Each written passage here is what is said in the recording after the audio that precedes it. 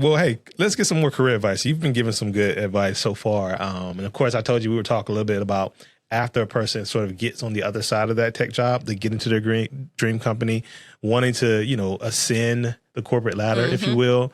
What are like maybe some 3, skills that you would recommend for someone who wants to be successful after they landed the job? Yeah. In terms of skills, I think in general, regardless if you're looking for a job or you have a job and trying to move up in the job, next level, really it's not really a skill. Okay. One thing I always tell people is making sure you're always preparing yourself. Okay. So, the saying, stay ready so you don't have to get ready. You got to get ready. That's the fact. One piece of advice I always give people is making sure you're documenting. Okay. Documenting, what you've done, like the work you've done, projects you worked on. Have you been a part of any special initiatives, taking on any leadership roles? Are you taking any like new trainings, new certifications? Went to some conference, like document all of that. Yeah. Because at the end of the day, when you go to interview or when you're up for promotion or this is your year-end review, you're trying to get a high rating. Yeah. If you don't got proof, and it's hard to recall everything. Right.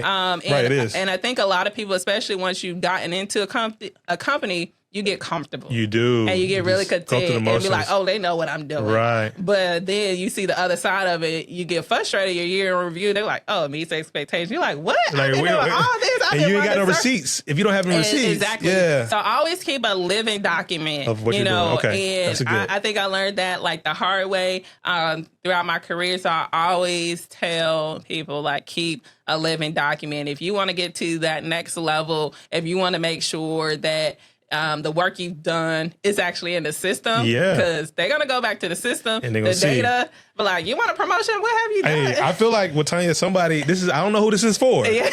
But you need to go back and document what you did in 2023 right now. You know what I'm saying? Like, and it makes it easier, especially when you've been in a company for a while. It may be a few years before you're ready to take that next move. Yep. And then you're trying to prepare. You haven't interviewed in a while. You haven't, done. And you're like, dang, what I was trying to update my resume. I did, And it's probably good stuff out there that you just don't have at the top of your head. All right, so document. Give me 2 more though, because I think that's solid. Yes, and I would say in terms of skills, it really just depends on what your passions are. Okay.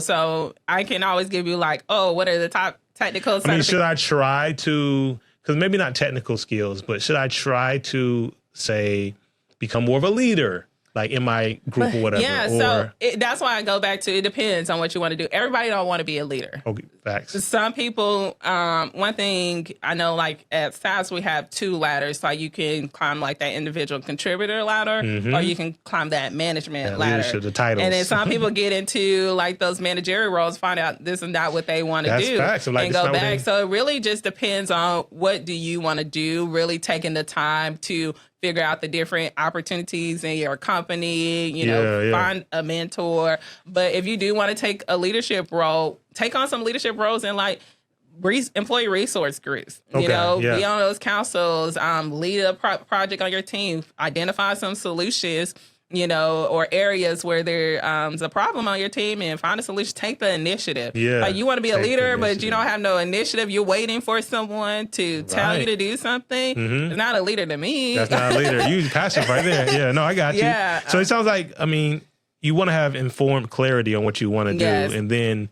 learn what those things are.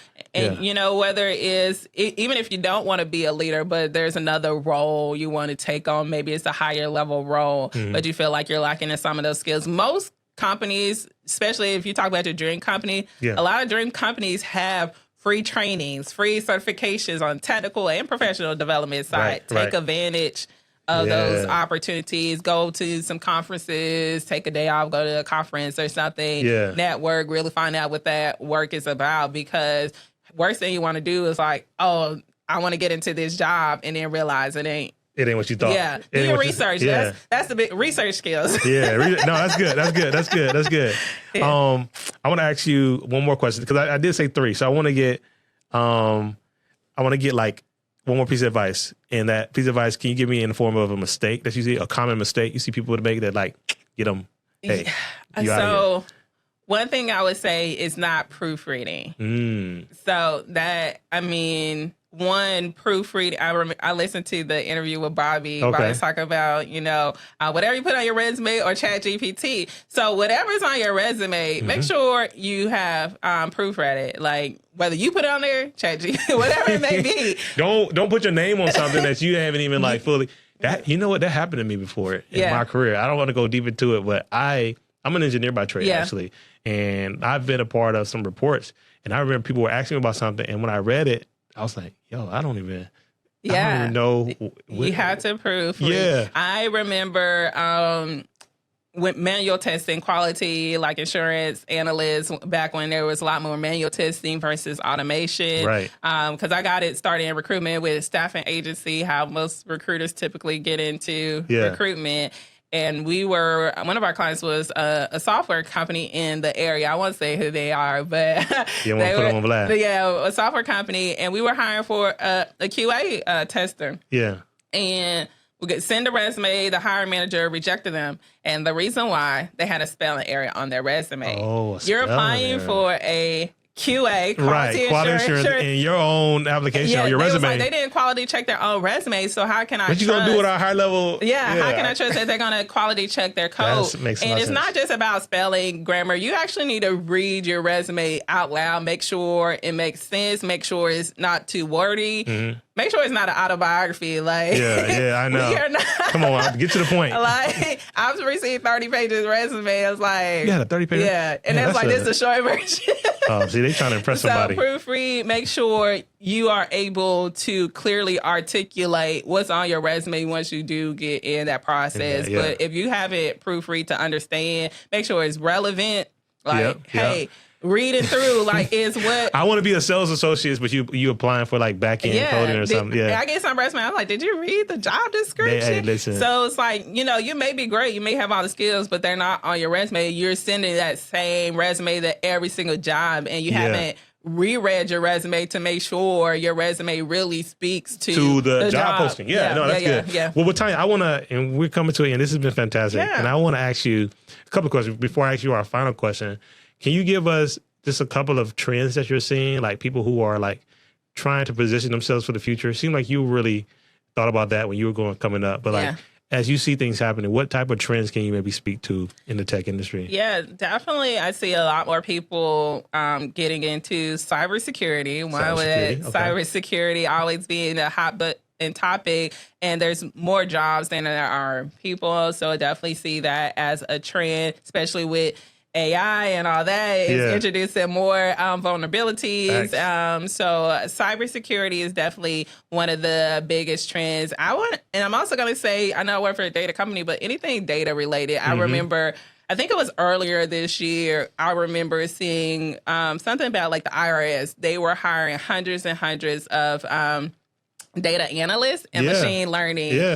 Because one, they need people who, can analyze data and do all these audits. We're like collecting so much data nowadays, you know. So you're right. We need more and more people that know how to manage it and analyze it. Data science, data analyst field is really coming up. And then one area in IT, but it's not a technical role, more of a functional role. I'm going to say product management. So product management last year was like the fastest growing role in IT last year. We had a guest, a project manager that talked about that recently too. So that's really good. Yeah, I know last year I hired a lot of product managers. So even if people are looking for a more functional role who's not as technical, that could be a route to go in. So, Gotcha. This has been fantastic. Thank you for having me. Thank you for all the gems you've been dropping. I know people online are taking it out and going to document. They're going to make sure they get clarity on what they want to do. I got to ask you a question, though. Yes. And this is our final question. This is our words of wisdom segment at the end. Yes. And if you had an opportunity to, say, go back in time and talk to your younger self about 5-10 years ago, maybe before you went to college even, right? Yeah. What would you say to that younger self? And then we want you to kind of put a time capsule message out there for your future self. Yes. Like say 5-10 years from now. Yes. What would you say? You can say it directly to the camera. Yes. I think advice I would give to my younger self, probably not as far back as before school, but something I've learned as I've gone through like my career is just don't continue to like suffer in places that no longer serve you. So it's like, you know, sometimes you get stuck in these jobs and you're not really happy, or, you know, you stay too long and you're not really growing, you're not learning, you're not developing, and you done lost all your passion that you had when you started. So, you know, just don't stay longer than you need to. You know, if you're not happy, there's options. You have to own your own journey at the end of the day. That's good. That's good. Okay. Into that future self, what do they need to hear? Take your time, sis. Like, take your time off. So I remember just early on, I was just trying to do everything. Like, I always felt like early on. So it's like now I'm really big on balancing, make sure I have my vacation booked. So I want to make sure my future self, I'm still doing that. Like, what country did I go to? Hey. So, you know, it's really important to find time for you. You know, you can't pour from empty cups. So it's like, you know, work is going to be there, but I want to make sure that I'm still taking my time off to recharge and enjoy life. You hear that, Watanya? We talking to you, Watanya. Yes. To anybody that can relate to Watanya. We forget that sometimes. So I'm really glad. You have obviously done very well in your career. You have a hand in other people's career in your role. And I just want to thank you so much again for coming on the show. Thank you. It's been a pleasure. Yes. Well, take care. All right. Thanks. All right. Bye.